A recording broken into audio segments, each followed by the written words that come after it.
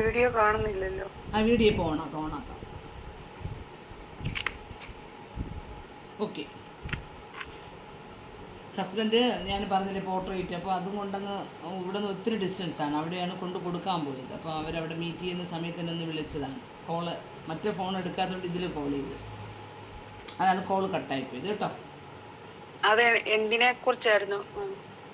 ഏത് ഞാൻ വരച്ചത്, അത് 3 പേര് റിട്ടയർഡ് ആവുന്നവരുടെ ഫോട്ടോ വരച്ചത്. Okay okay okay. ഓക്കെ. അപ്പോൾ നമ്മൾ ഈ പറഞ്ഞ മനസ്സിലായോ? എവിടെയെങ്കിലും നമുക്കൊരു ഫില്ലല്ല എന്ന് തോന്നുകയാണെങ്കിൽ മ്യൂറൽ റെഡ് വെച്ചിട്ട് ഒന്ന് ഫില്ല് ചെയ്ത് അതിനൊന്ന് ഫിനിഷ് ചെയ്ത് എടുത്തോളാം കേട്ടോ. നമ്മൾ ചില ഭാഗങ്ങളൊക്കെ വിട്ടു പോകുന്ന ഭാഗങ്ങൾ നമുക്കങ്ങനെ ഇതിലിപ്പോൾ ബ്രൗണിനൊന്നും ഞാൻ ഇവിടെ ഷെയ്ഡ് കൊടുത്തിട്ടില്ല. ബ്രൗൺ തന്നെ വെച്ചിട്ട് നമുക്ക് കൊടുക്കാം ഷെയ്ഡ്. അല്ലാന്നുണ്ടെങ്കിൽ ഇങ്ങനെ മ്യൂറൽ റെഡ് വെച്ച് തന്നെ നമുക്കതിൽ ചെറിയ ഷെയ്ഡ്സുകൾ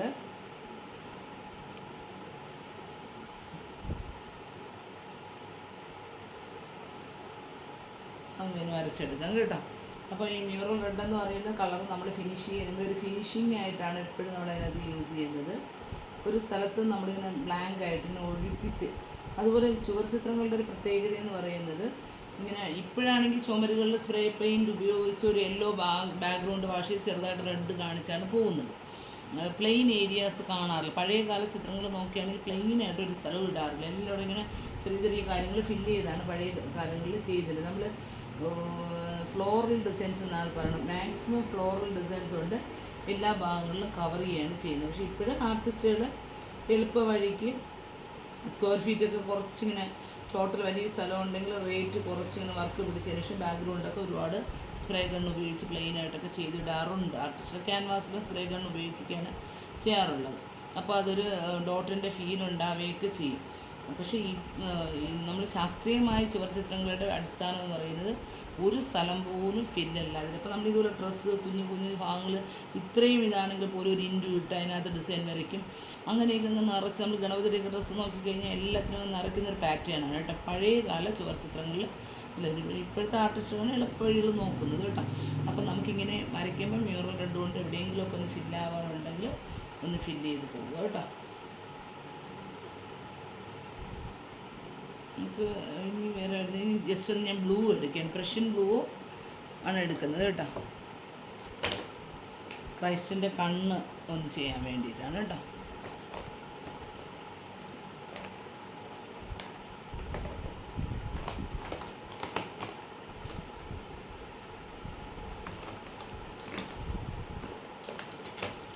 പ്രഷ്യൻ ബ്ലൂ കണ്ടില്ല. പ്രഷ്യൻ ബ്ലൂ വേറൊരു എടുത്ത് വെച്ചു.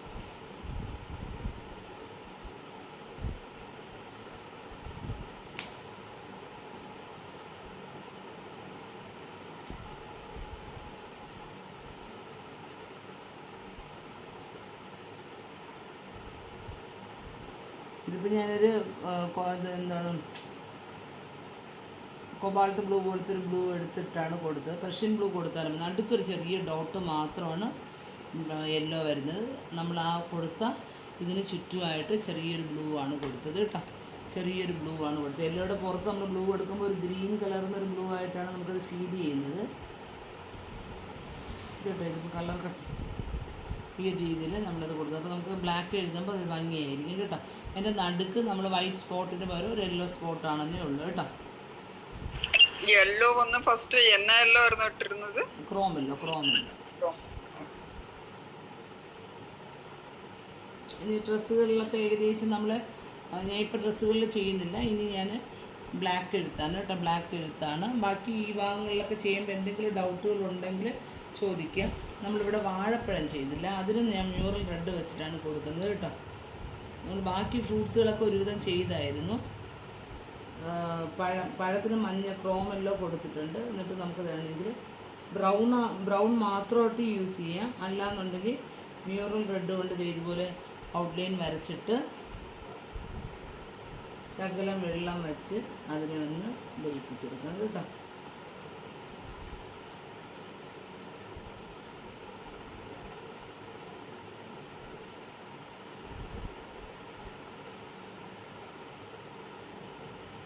അതുപോലെ ഓറഞ്ച് പോലെ ഇരിക്കുന്നതിന് മ്യൂറൽ റെഡ് തന്നെയാണ് നമ്മൾ ഔട്ട്ലൈൻ കൊടുക്കുന്നത് കേട്ടോ. ഓറഞ്ചിനും നമ്മൾ മ്യൂറൽ റെഡ് വെച്ച് ചെറിയൊരു കുത്തൊക്കെ കൊടുത്ത് മ്യൂറൽ റെഡ് വെച്ച് തന്നെയാണ് ഓറഞ്ചിനും നമ്മൾ ഔട്ട്ലൈൻ കൊടുക്കുന്നത്.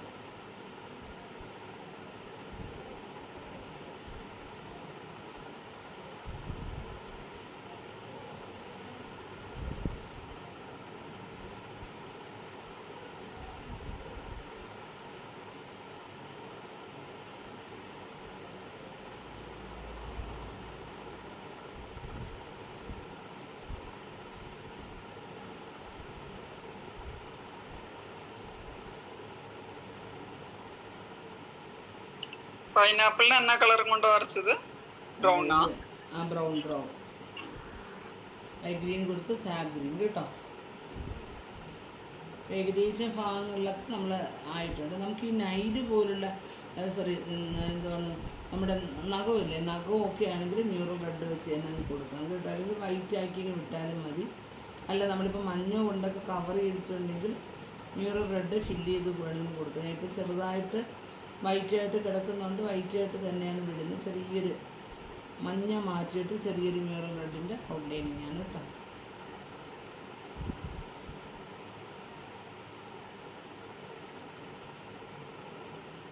ശരി, അപ്പം ഇവിടെയൊക്കെ നമ്മൾ ഏകദേശം ഭാഗങ്ങൾ ചെയ്തിട്ടുണ്ട്. ഇനി ഏതെങ്കിലും ഭാഗങ്ങൾ ഡൗട്ട് ഉണ്ടെങ്കിൽ ചോദിക്കുക കേട്ടോ. ഞാൻ വിട്ടുപോയ ഭാഗങ്ങളുണ്ട്. ബ്ലാക്ക് എഴുതാൻ വേണ്ടിയാണ്, എല്ലാവരുടെയും മുഖമൊക്കെ ഒന്ന് എഴുതാൻ വേണ്ടിയാണ് കേട്ടോ. ബ്ലാക്ക് എഴുതുമ്പോൾ ഞാൻ കഴിഞ്ഞ ദിവസം പറഞ്ഞു ഫാബ്രിക് കളേഴ്സാണ് കൂടുതൽ നമുക്ക് ആഡ് ചെയ്യുന്നത് നല്ലത്. കുറച്ചുകൂടെ നമ്മൾ ചെയ്യുന്ന ഭാഗങ്ങൾ നമുക്ക് കുറച്ചുകൂടെ നല്ല ഫ്രീ ആയിട്ട് ലൂസായിട്ട്, അതായത് നമ്മൾ മറ്റേത് എഴുതുമ്പോൾ പെട്ടെന്ന് കട്ടിയായിപ്പോവും. അതിനൊരു ഗ്ലോസി കുറവാണ്. അപ്പം ഇതൊക്കെ പരിഹരിക്കുക എപ്പോഴും ബോട്ടിൽ കളറിട്ട് നിങ്ങളത് ഓർമ്മിച്ചിരിക്കുക. മറ്റത് മാത്രമായിട്ട് നമ്മൾ ചെയ്യാറുണ്ട്, പക്ഷേ കുറച്ചുകൂടെ നമുക്ക് സ്മൂത്തായിട്ട് ബ്രഷിൽ വളരെ തിന്നായിട്ട് ചെയ്യാൻ പറ്റുന്നത് മറ്റേ കളറൂടെ വേണം കേട്ടോ.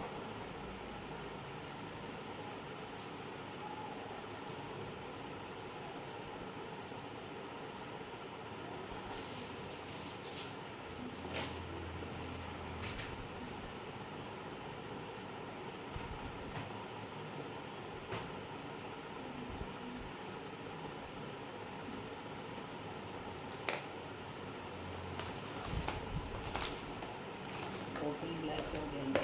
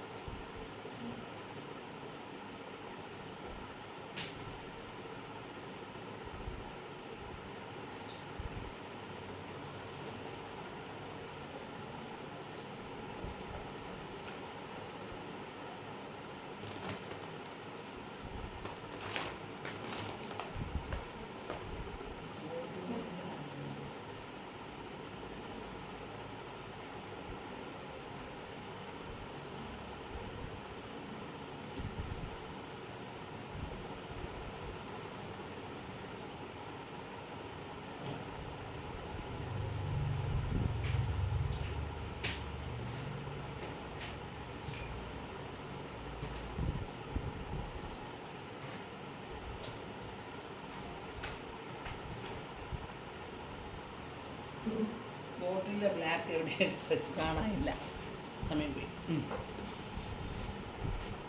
എപ്പോഴും നമ്മൾ ബോട്ടിലെ ബ്ലാക്ക് കുറേ ഉണ്ടായിരുന്നു, പക്ഷേ എവിടെയാണ് ബോക്സ്? ഇതിപ്പോൾ മറ്റത് മാത്രമായി പോയി. കുറച്ചുണ്ട്.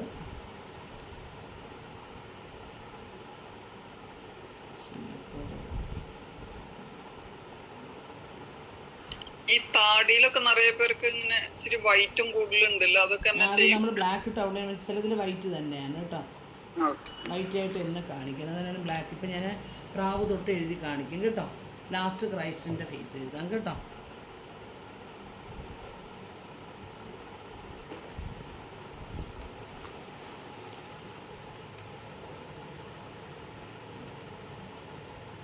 പെസക വേഴമൊക്കെ ആകുമ്പോൾ മറ്റുള്ളവർക്ക് ഒന്ന് ചെയ്തിടുക കേട്ടോ. നിങ്ങൾ പിടിച്ചുകൊണ്ടിരിക്കുന്ന ഫോട്ടോസൊക്കെ ഒന്ന് ഇടുക.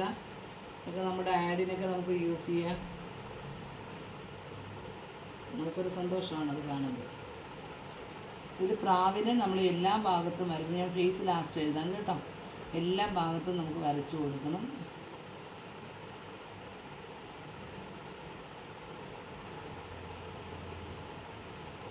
നമ്മൾ ഇതിനകത്ത് ഓൾറെഡി ഒരു യെല്ലോ കൊണ്ട് വരച്ചിരിക്കുന്നതുകൊണ്ട് യെല്ലോ കാണും.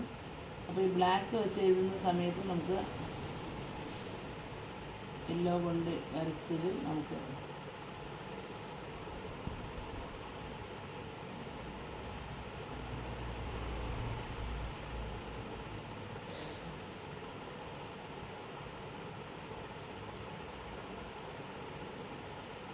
നമ്മുടെ നാച്ചുറൽ ഹെയർ ബ്രഷിൻ്റെ ഗുണമെന്ന് പറയുന്നതാണ് നമ്മൾ ഒരിക്കൽ ബ്ലാക്ക് എടുത്തു കഴിഞ്ഞാൽ കുറേ നമുക്ക് ചെയ്യുന്നു. മറ്റേതാണെങ്കിൽ ഓരോ പ്രാവശ്യവും നമുക്ക് മുക്കി എഴുതേണ്ടി വരും. ഇതിലെന്ന് പറഞ്ഞാൽ കുറച്ച് കളർ ഹോൾഡ് ചെയ്തിരിക്കും നാച്ചുറൽ ഹെയറിന്. നമ്മളെ സിന്തറ്റിക് ഹെയർ ആണെങ്കിൽ ഒരു പ്രാവശ്യം മുക്കിക്കഴിഞ്ഞാൽ ഒരു 2 പ്രാവശ്യം അല്ലെങ്കിൽ 3 പ്രാവശ്യമൊക്കെ നമുക്ക് വരയിടാൻ പറ്റും. ഇതിപ്പോൾ ഞാൻ നോക്കി ഒരിക്കൽ കളർ എടുത്തിട്ട് എത്ര പ്രാവശ്യം വരെ പോകുന്നെന്ന് ഇനിയും പോകും. അങ്ങനെ കളർ നമുക്ക് എന്ത് ചെയ്യാം, ഇത് ലോങ് ഹെയർ ആണ്, അപ്പോൾ കുറച്ചുകൂടെ കളറിനകത്ത് കയറും. കുറേ നമുക്ക് ഒരു പ്രാവശ്യം എടുക്കുന്ന കളർ തന്നെ മാക്സിമം നമുക്ക് എഴുതാം. അപ്പോൾ എപ്പോഴും നമുക്കിങ്ങനെ കളറിൽ മുക്കുമ്പം തിക്നെസ് കൂടും. നമ്മൾ ഓരോ പ്രാവശ്യം കളർ ഇങ്ങനെ ടിപ്പ് ചെയ്യുമ്പോഴും എന്ത് ചെയ്യുന്നു, ആ ഭാഗം നമ്മൾ ടച്ച് ചെയ്യുന്നിടത്ത് കുറച്ച് തിക്നെസ് കൂടും.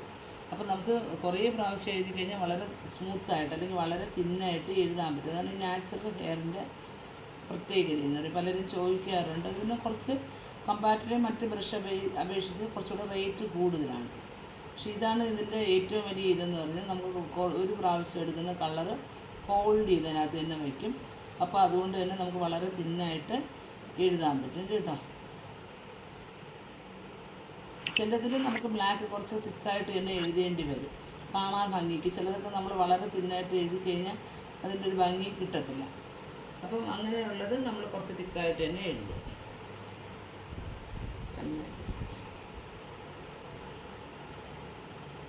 ഈ നെറ്റിയും മുടിയും ഒക്കെ ആ മർജാവണ സ്ഥലം തന്നെ ചെയ്യും. അത് ഒട്ടും മർജാവാണ്ട് നിക്കുമ്പോ ഒരു ഇങ്ങനെ മുടി വരച്ച മാതിരി നിക്കും, തലയിൽ വെച്ച മാതിരി. ഹെയറിലോട്ട് ചേർത്ത് നമ്മൾ ആ മ്യൂറൽ റെഡിൻ്റെ കളറില്ല, അല്ലെങ്കിൽ ആ സ്കിൻ കളറ് നമ്മൾ ഹെയറിലോട്ട് ചേർത്ത് കൊടുത്ത് ഹെയറിൽ ബ്ലാക്ക് എൻ്റെ പുറത്തൂടെ വരുമല്ലോ, കൊടുത്താൽ മതി. അല്ലെങ്കിൽ ചിലപ്പം നമ്മൾ ചെയ്ത് വരുമ്പോൾ നമുക്ക് ഫിഗർ തൊട്ട് തുടങ്ങും കേട്ടോ. അപ്പോൾ നമ്മൾ പ്രാവ് എഴുതി കഴിഞ്ഞ് നമ്മൾ ഓരോ ഫിഗറിൻ്റെയും ബ്ലാക്ക് എഴുതാം. ക്രൈസ്റ്റ് ഒഴിച്ച് നമുക്ക് ക്രൈസ്റ്റ് ലാസ്റ്റ് എഴുതാം കേട്ടോ. ഒരു പേപ്പറോ ബുക്കോ എന്തെങ്കിലുമൊക്കെ നിങ്ങൾ അടുത്തടുത്ത് വെച്ചോളണം. നമ്മൾ ഈ വരയ്ക്കുന്ന സമയത്ത് നമുക്ക് ബ്ലാക്ക് ആയതുകൊണ്ട് തന്നെ ബ്രഷ് ഇപ്പിച്ചിട്ട് കട്ടിയൊക്കെ കൂടി പോവുകയാണെങ്കിൽ നമ്മൾ ഇതുണ്ടെങ്കിൽ നമ്മളൊക്കെ ആണെങ്കിൽ എന്ത് ചെയ്യുന്നറിയാം, നമ്മുടെ പരിപാടി എൻ്റെ ഇതാണ് കയ്യിലെ പരിപാടി കേട്ടോ. ഇതാണ് ബ്രഷ്. എപ്പോഴും ബ്രഷ് ലോങ് ഹെയർ ബ്രഷാണ് ഞാൻ യൂസ് ചെയ്യുന്നത്. നമ്മളിങ്ങനെയാണ് ബ്രഷ് എപ്പോഴും, നമുക്കെപ്പോഴും വാക്ക് ഇതാണ്, അല്ലെങ്കിൽ പേപ്പർ കേട്ടോ. അപ്പോൾ ഇത് നമ്മുടെ ഒറ്റ ടിപ്പായിട്ട് വരികയും തിക്നെസ് കുറഞ്ഞ് വരികയും ചെയ്യും. ഭയങ്കരമായിട്ട് നമുക്ക് തിക്നെസ് കുറച്ച് എഴുതാൻ പറ്റും.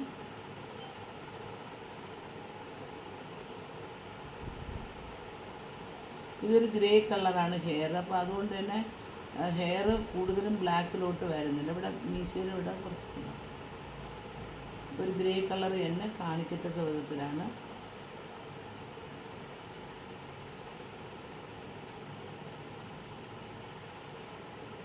അതിൻ്റെ ആ ഒരു മുകൾ ഭാഗം മാത്രം ചെറുതായിട്ടൊന്ന് ചെയ്ത് കൊടുക്കുന്നു കേട്ടോ. താഴെ ഭാഗം ആ കളർ തന്നെ നമ്മൾ മെയിൻറ്റെയിൻ ചെയ്യുന്നുണ്ട് കേട്ടോ. അതുപോലെ ഇവിടെ നിന്ന്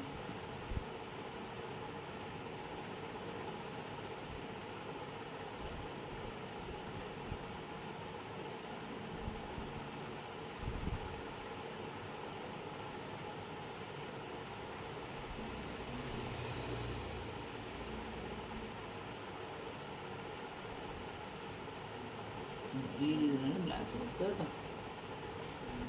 ഈ ഡ്രസ്സെല്ലാം ഞാൻ എഴുതാൻ പറഞ്ഞിട്ടുണ്ട്. അപ്പോൾ ഡ്രസ്സൊക്കെ നിങ്ങളിത് ഇതുപോലെ വളരെ തിന്നായിട്ട് ബ്ലാക്ക് എഴുതി പോകണം കേട്ടോ.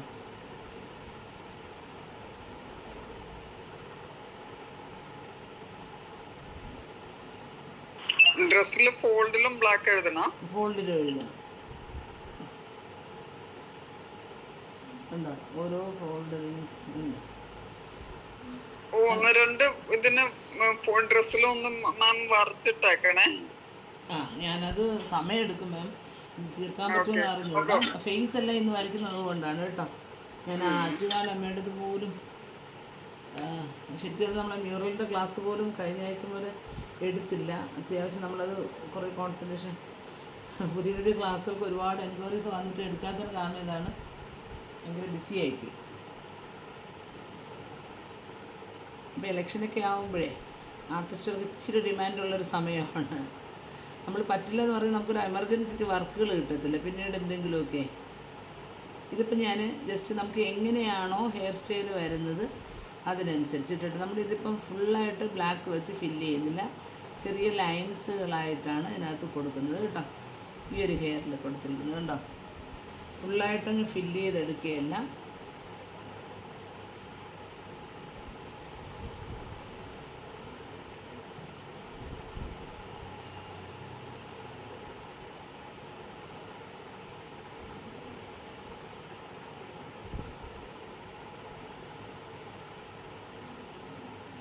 മീശ അതുപോലെ തന്നെ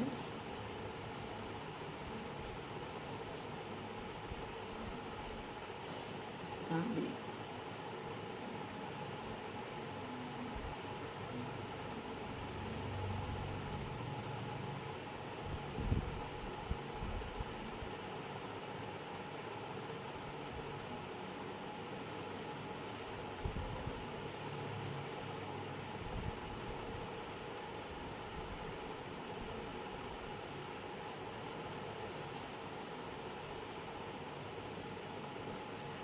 ഒന്നിൽ പോലും നമ്മളിങ്ങനെ ഫുള്ളി ഹെയർ ബ്ലാക്ക് ആക്കുന്നുണ്ട് കേട്ടോ. അത് എടുത്ത് ഇങ്ങനെ കാണിക്കും. നമ്മുടെ ഫിഗറുകൾ അങ്ങനെ കാണിക്കാതെ എന്നാൽ ഒരു മുടിയുടെ ഒരു സ്റ്റൈൽ വരത്തൊക്കെ വിധത്തിലാണ്. കണ്ണ് നമുക്ക് മുടിയൊക്കെ ഒന്ന് എഴുതിയിട്ട് കണ്ണിലോട്ട് എഴുതാം കേട്ടോ.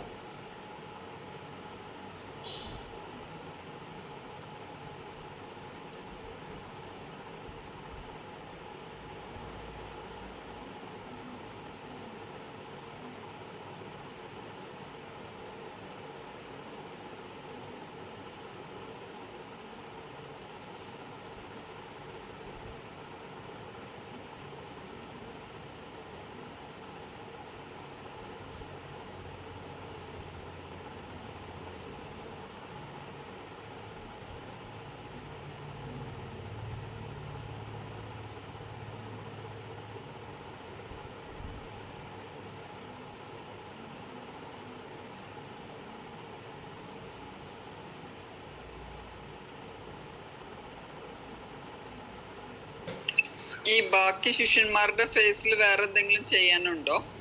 അതേ കളറാണ്, മഞ്ഞ കളർ തന്നെയാണ് മഞ്ഞ ചെയ്ത് ഓറഞ്ച് ഷെയ്ഡ് കൊടുത്ത് നമ്മൾ മിറർ റെഡ് ഇട്ട് ഔട്ട്ലൈൻ വരച്ചിട്ടുണ്ട് കേട്ടോ. അത് തന്നെയാണ്. അതന്നെ. ഓക്കെ. ഫേസുകളിലൊന്നും നമ്മൾ മാറ്റം വരുത്തിയില്ല കേട്ടോ.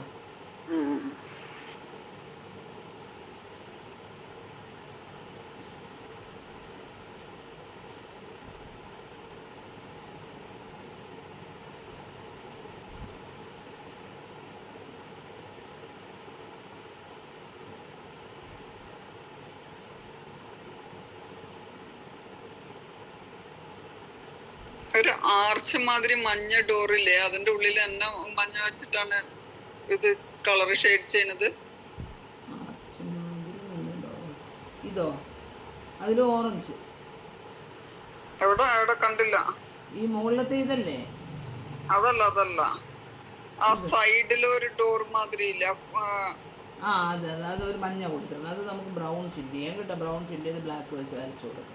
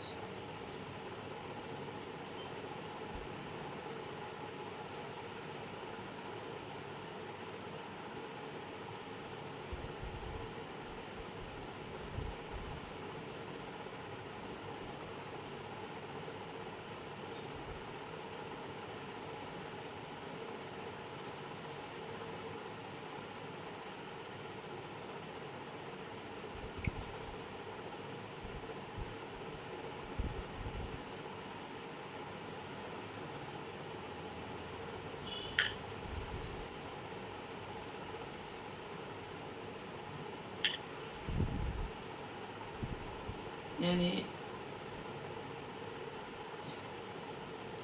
എബി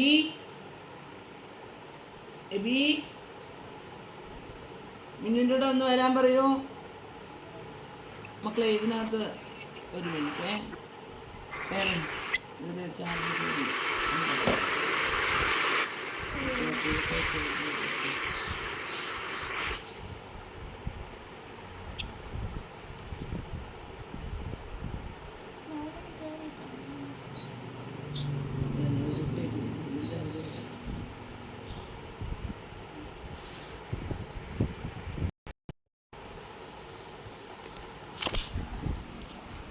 ഇപ്പം ഉപയോഗിച്ചുകൊണ്ടിരുന്ന ഫോണിൽ ചാർജ് കുറവാണേ.